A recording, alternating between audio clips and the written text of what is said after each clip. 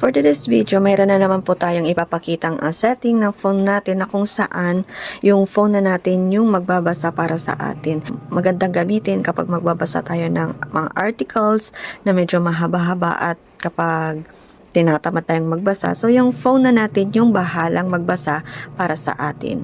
At kung paano, let's watch this. Punta tayo sa settings ng phone natin. Tapos, i-search na lang po natin yung select to speak. Ayan, nandyan na po siya. Pindutin natin yan. Tapos, pindutin po natin yan, select to speak. And then, i-on po natin. Allow. So, pindutin lang natin yung got it.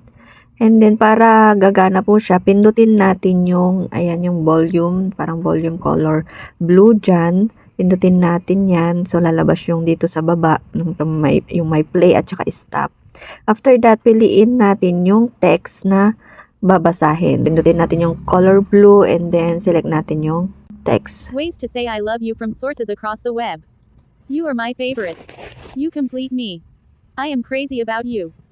I hold you in high regard. Yan. Di ba pong cute?